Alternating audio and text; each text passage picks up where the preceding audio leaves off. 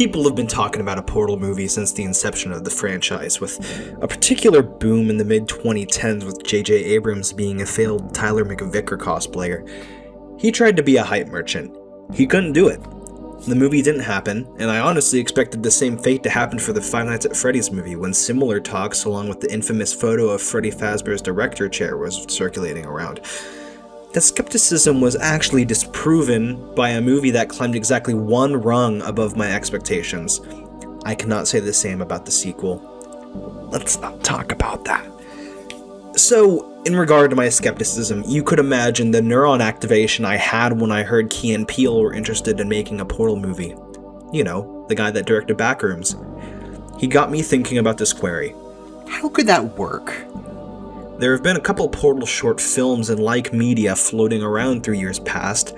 Same goes for its sister franchise, Half-Life, but none of them really broke out of the small tiny YouTube short film space. There, of course, was the musical that tried once again to make a Portal production work, but even that remained not but a niche reference ingrained in the Portal community nowadays.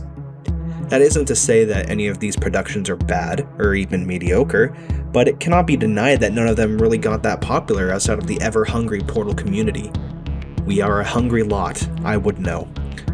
So when I heard that Katy Perry was interested in making a Portal movie, it begged the question what it could even contain. Some have tried to conceptualize what a proper Portal film could be, complete with skeleton stories following protagonists through stories alike to what people love from the mainline entries, and even mods like Portal Stories Mel. These concepts always, of course, include test chambers, the portal gun, and test subjects as protagonists, because why wouldn't they? That's what Portal is.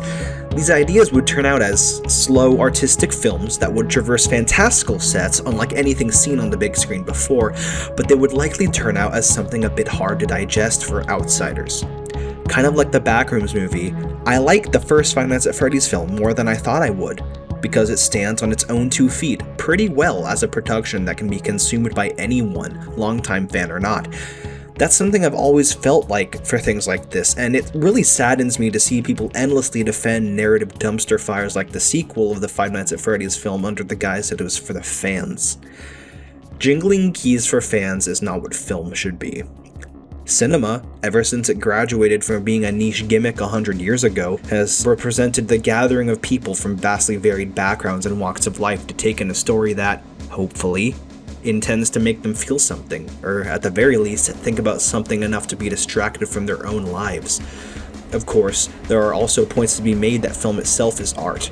Art's form and intention is always up to those who create it, which means that even though I believe film should be for everyone, not all directors will please me in that sense.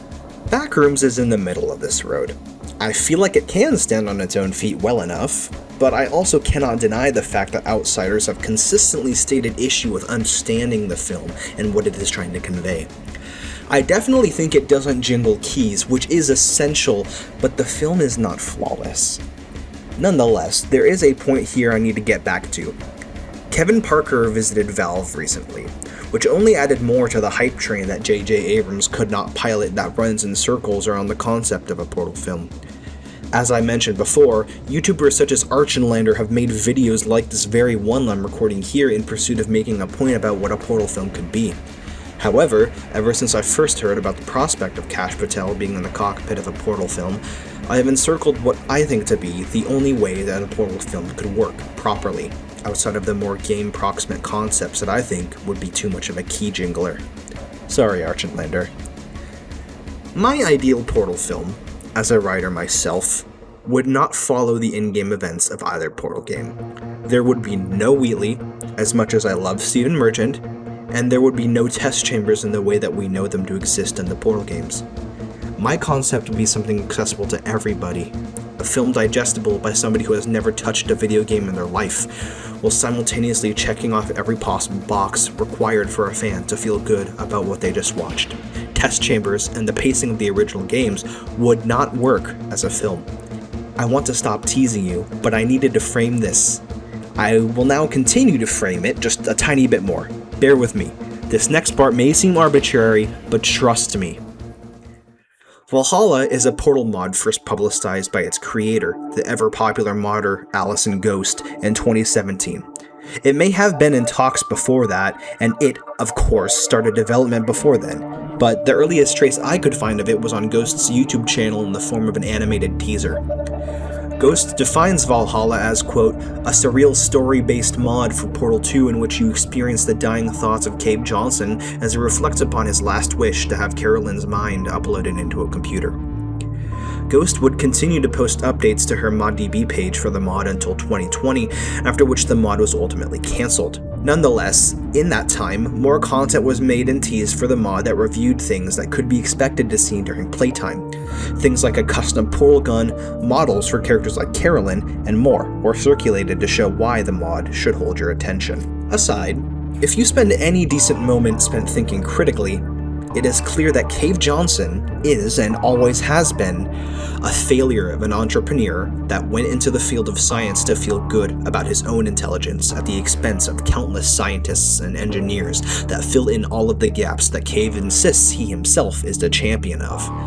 His own incompetence leads to a terminal illness contracted from exposure to toxic moon rocks as seen in Portal 2, after which he engages in a hellfire-driven race against time to develop some form of artificial intelligence to inject his mind into before he dies. With that out of the way, our framing is finally done. I am not here to say that a Portal movie should follow the same circumstances as Valhalla. However, to me, I think that the most compelling story that stays true to both games, told with Aperture Science as a setting, whilst touching on every important bit of evoked emotion throughout either Portal game, would only be possible to exist as follows. As seen in Portal 2, Cave Johnson is diagnosed with a terminal illness from moon rock exposure, and his physical and mental condition deteriorate as he approaches his inevitable death. Johnson is more unstable than he has ever been, uncomfortably so, and spends every waking moment of his life in pursuit of an escape from death by way of uplink to artificial intelligence. Most men his age and condition would try to surround themselves with things like creature comforts and lust, but whilst Johnson does have access to these endless luxuries along with the love from a partner devoted, the only thing he can give proper compassion to outside of fleeting affection for his wife is the pursuit of a way to live on past its expiration. Immortality is his only true goal in life at this point, no matter the cost. He distracts himself with oversight of the development of other fantastical technologies and the hiring and firing of elite technicians in an effort to make the artificial intelligence development move quicker, albeit hastily.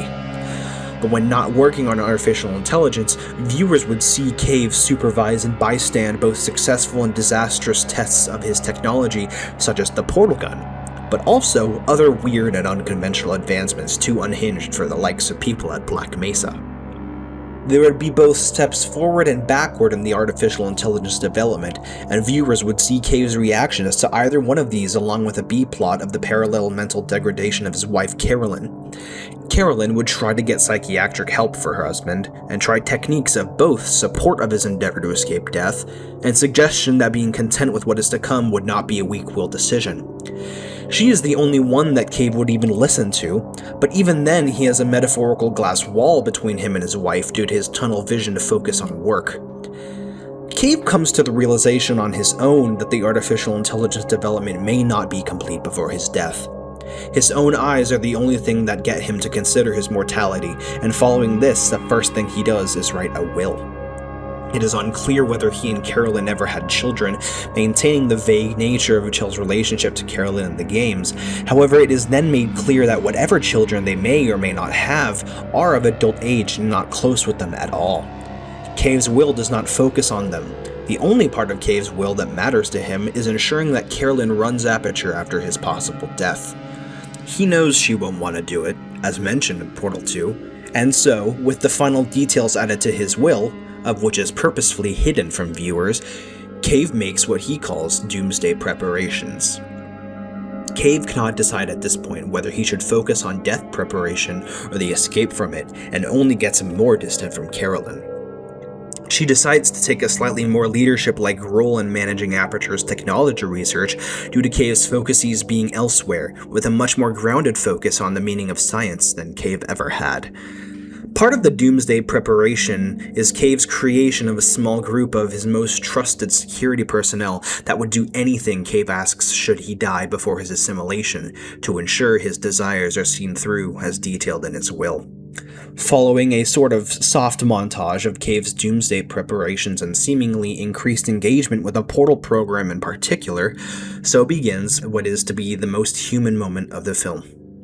Cave comes home with Carolyn after what has clearly been months of insufficient sleep throughout the film. He laments to her about his feelings properly for the first time in the film, his fears, his desires. He asks her for what is clearly the 100th time what her feelings are on taking leadership of Aperture, instantly souring the moment, and of course she says no. He states a need to take a day off, which is extremely abnormal for him, to get some rest. Uneasy, Carolyn obliges. She arrives at work the next day without him, when a call is made. The artificial intelligence chassis is done. Carolyn is left speechless. She does not know what to say, think, or feel. She is visibly numb. A call is overheard whilst the focus is on Carolyn's disbelief-stricken face as excited engineers phone Cave Johnson about the revelation.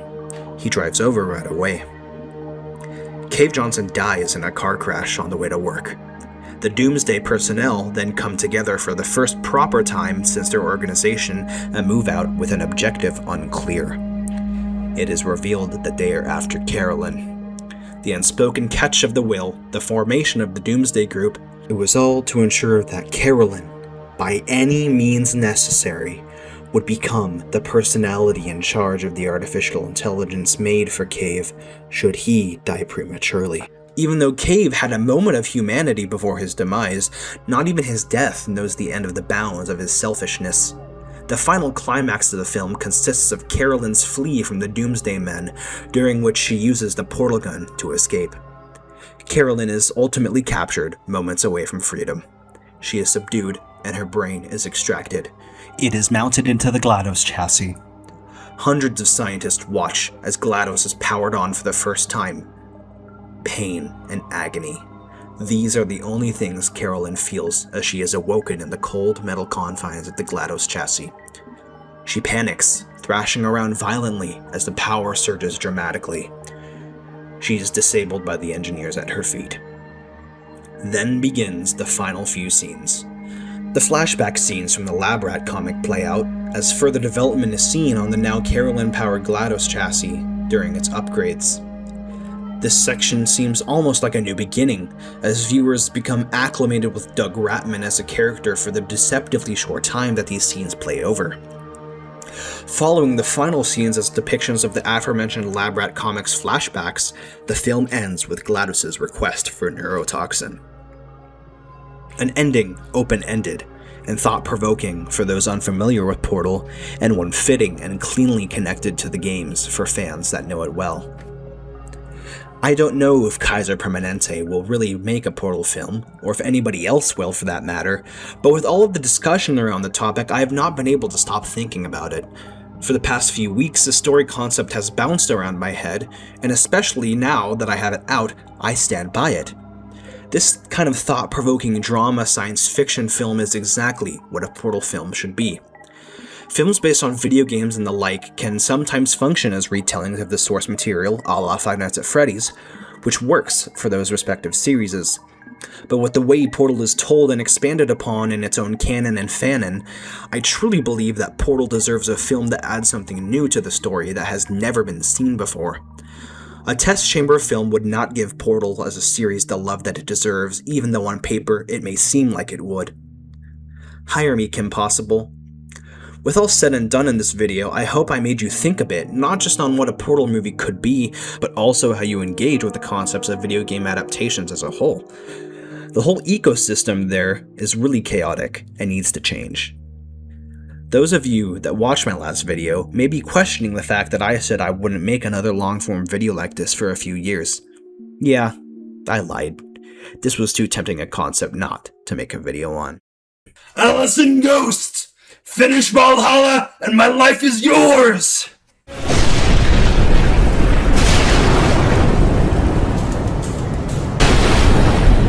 The sky split apart, and the god of war stepped through.